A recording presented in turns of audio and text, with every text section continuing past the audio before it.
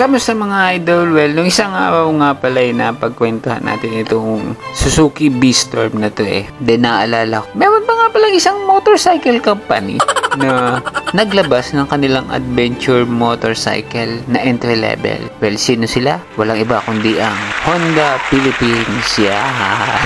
Naglabas sila ng kanilang CB150X. Yan. Diba? Ang ganda ng pormahan yan. Ang laki ng tingnan. Big bike ng stylin. So, yan na nga. Naglabas nga sila. Medyo matagal-tagal na rin to Naalala ko lang. So, bakit ba kaganda-ganda itong motor na to? At anong meron ba itong motor na to? At bakit kailangan natin siyang pag-usapan? Well, umpisahan natin yan sa kanyang makina. Ang kanyang makina ay merong 150cc, single cylinder, 4 valve. Malakas na to. Double overhead pa, diba? Mabilis-bilis na to. Tapos, naka-liquid cool pa siya, diba? Pang mga lamigan, ika nga. At ingat-ingatan lang ang ating mga oil pump at baka magka-copilate pag nag-drain bolt tayo. Meron namin siyang fuel injection para matipid ang iyong gasolina at naka 6-speed transmission para ma-neutralize mo yung high RPM mo habang ikay nananakbo ng mabilis. Yan po ang gamit noon, hindi po yung sinasagad. Kaya nawawasak ang mga motor sinasagad So yan po meron ang makina nito. 150cc, matipid, malakas, malamig at madaming kambyuhin. Ganun yun. Pagdating sa suspension, yan naman, napakaganda na suspension na ito. Sa unahan pa lang, meron na siyang inverted fork at Showa. Showa po ang kanyang inverted fork. Pagdating naman sa kanyang preno sa unahan, siya naka-disc brake. Yan. Tapos meron siyang gulong na 100 by 80 by 70. Pero pagdating naman sa kanyang likod, naka-monoshock siya na may Pro-Link setup. At hindi lang yan, yung mismong shock sa likod ay Showa din. Kaya Showa ka dito talaga sa motor na ito. Tapos naka-single disc brake din siya at mayroong 130 by 70 by 17. Yan. Pero ang downside nito, kahit gaano kalaki ang katawan ng motor na ito, wala siyang abs. Yun lang. Well, hindi ko alam kung bakit walang abs tong motor na to. Ang laki-laki na. Siguro, dahil entry level, siguro na ni Honda yung tinanggal na nila yung abs nito. Kaya hindi na nila nilagyan ng abs kasi nga 150cc. Pero yung ibang 150cc nila may abs na diba? So, hindi natin alam kung bakit walang abs tong nito. Tapos yung gulong pala na ito nga pala ay naka-street tire. Yan. So, ibig sabihin yan ay optional pa yan. Pwede mo palitan ng dual sport tire. Yung may mga spike. Yung mga laking knob na gulong. At tubeless to Kaya okay na rin. Sabagay, bawi-bawi naman ng konti. Kahit wala siyang abs. Siguro galingan mo na lang mamreno. Pagdating naman sa kanyang digital panel ay parang calculator. Hindi ko alam ba't ganito. Pero maganda yung kanyang digital panel Kasi makikita malinaw naman siya Kita mo yung kanyang acceleration, yung kanyang RPM pala. Kita ang kanyang RPM, kita ang kanyang speed, kita ang gear indicator at meron pa siyang fuel gauge at saka yung pang mga kung ano-anong mga nakalagay sa kanyang display, high beam, left, right, neutral, check engine at saka temperature. Yan. At may orasan pa to kaya hindi ka malilate. At pagdating naman pala sa kanyang headlight, dumami na yung pinag-usapan natin dun Pagdating pala sa kanyang headlight ay naka-LED headlight na siya. Yan, dalawang layer yan, up and down ng headlight niya, LED. Pati na rin ang kanyang taillight, kaya pag preno mo yung napakaliwanag at napaka-piercing, tusok ang mata sa liwanag ng iyong taillight. At ang kanyang signal light, well, ang napakagandang signal light ni Honda, yan, LED na rin yan. Kaya maliwanag na maliwanag yan. Kaya pag nag-signal ka, kitang-kita. Yan. Pagdating sa kulay ay meron lang siyang dalawang option. Yan ang matte gunpowder black na yan at ang valiant red. Yan. Ibig sabihin, in short term, black and red lang. Yan. Pero may silver siya. Siguro, depende na siguro kung anong lalagay sa rehistro. Kung ano. Pagdating sa kanyang sarap price, meron siyang 173,900 pesos only. Yan, mapaaling kulay yan. Ay talaga namang maganda na to para sa kanya. Well, magdepende pa ang presyo niyan sa kasa kung magtataas o magbababa. Depende pa rin ang magiging down payment, kung installment, pero basta ang sarap price ay 173,900 pesos only. Yeah. So, pagdating sa kanya mga special features, yan, meron na siyang windshield na mataas na talaga namang makakatulong sa iyo para hindi mo salon-salon ng iyong katawan ang hangin na sasalpok sa iyo para kang lumalabas na yung kaluluwa. So, yun, may windshield siya.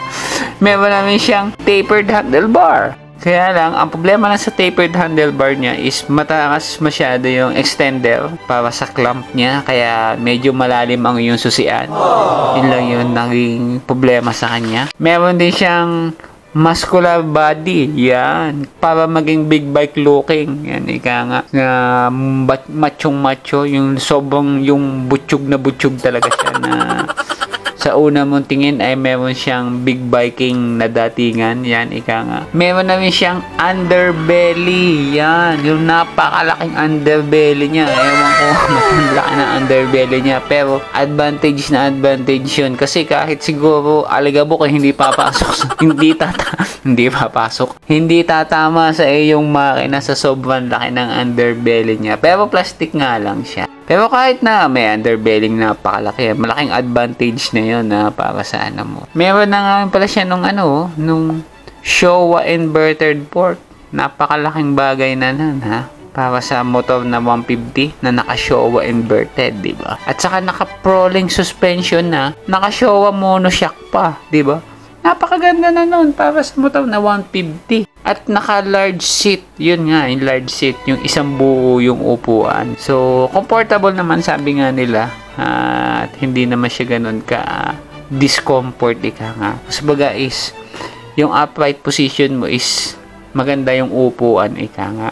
At ito pa, yung yung pinakatukaan niya, maganda yung style, yung maganda yung pagkakakasa nila nung tukay. Para siyang talagang nakaka-big bike ang dating Para nga siyang kamukha nung CB500X nila. Ganun na ganun din ang itsurahin. Pero parang maliit ata yung sa CB500X na tuka. At saka ang isa pang special feature nito is yung fuel efficiency na 38 km per liter. Yan. Napakalaking bagay na rin noon. Siguro, depende na kung titipirin mo pa, is mapapatipid mo pa siguro yon yung 38 km per liter. At saka 150cc to na motor. Kaya siguro, may mapapatipid mo pa yun kung gugustuhin mo. Baka walwalan ang takbo nito. Pero sabi nila dun sa in a constant run, kaya daw niya ng 68. Well, hindi natin alam kung anong constant run na yun, kung gaano ka-constant. Baka mamaya, takbo nun, 10 km lang. Well, hindi natin alam. Diba? So, palagay na natin ang loob na 40 km per liter. Diba? Malaking bagay na yun. So, yan yung mga special features ng motor na ito. So, ang tanong ay, kabili-bili ba ang Honda CB150X? Well, sa presyo niyang 173,900 is okay na. Not bad para sa 150cc na big bike looking, machong tingnan, ika nga. Tapos kinasahan mo pa na magagandang pyesa ng Showa port, Showa shock na naka-polling system. Not bad. Naka-tubeless. Not bad. Double disc brake. Not bad. Fuel efficiency engine. Not bad. Upright position, not bad. Digital panel at LED headlight, taillight, signal light, at kung ano-ano pang lighting niya. Not bad, diba? Hindi na masama kung tutusin. Diba? Para sa presyong 173. Ang naging disadvantage lang talaga niya is wala siyang abs. Yun lang talaga. Wala siyang abs. Yun lang talaga naging kulang niya. At saka yung side stand switch, nawalan din siya noon. Maganda sana kung nilagyan nila noon. Doon lang sila nagkulang sa abs, side stand switch, at saka nga pala yung kill switch. kulang din siya ng kill switch. Maganda sana nilagyan nila ng kill switch kasi bakante yung kabilang side, yung right hand control bakante. Starting lang meron doon. Isa pa naging disadvantage nga nito is yung sobrang lalim ng susian na parang hindi naman sobrang lalim pero kung nagmamadali ka nga is kumbaga lalapat yung yung wrist mo doon sa pinaka handlebar mismo. So yun lang naman ang naging problema, yun lang naman ang mga naging major issue dito sa motor na to, yung lockness ba tawag ba yun, kung kakulangan nga side stand switch, yung safety feature na yun, at saka yung wala din siyang park brake ba tawag doon, basta yun wala din siya nung ganun. So yun pa yung kill switch nga nawalan din, at saka yung susian. Well, yun lang naman yung pwede mong nakikita ko na problema dito, pero aside from that, overall goods na. So baga na to yung sa presyo niya is okay na siya, sulit na, wala ka nang hahanapin pa, nga ikaw na lang ang may problema may pambili. Diba, yun na lang talaga. So yun lang naman ang masasabi ko pa sa motor na ito. So siguro gagawa tayo ng video tungkol sa comparison ng dalawa nitong Honda at saka nung ay meron pa nga palang motor style, diga. Alam ko meron ding adventure bike ang motor style na 250. Siguro rin ako doon tungkol doon. Then pagkumparahin natin pagka isang araw, ipunin ko mga details nila. So, yan o, ating mga napag-usapan tungkol sa motor na ito, Honda CB150X. Yan. Bibili ba ako pag may pera? Oo. Kasi magagamit ko yan. Kasi mahilig ako mag-long run. Tsaka tawag dito, naka-copy latte pa nagkamali ka. Ika nga yan. So, yan na. Hanggang dito na lang ating usapang ito tungkol sa motor na ito. At antabay pa tayo at magre-research pa ako ng madami at maggagawa tayo ng comparison tungkol sa mga motor na nasa ganitong level. At bibigay ko sa inyo to the best power that I can, and lahat ng matututunan ko, malalaman ko, ay malalaman nyo din basta't panoorin nyo lang ang ating video. Yan na, nagbabagyo sa labas. So, hanggang dito na lang. At ako po si A at nag-iiwan sa inyo kasabihan na mag-ingat palagi at manood palagi ng YouTube ko para tayo ay laging updated. Yan na. Mag-subscribe pala kayo, mag-subscribe. Yan. Salamat nga pala doon sa mga subscriber. So, yan ha. Maraming salamat. Maraming salamat at kayo ay nanonood na nanatili at nagsusubscribe at nagtitiwala pa rin sa mga pinagdadaldal ko dito. Well, ako si A at kayo po ay nanonood ng aking channel. Yan. Maraming salamat. Bye-bye!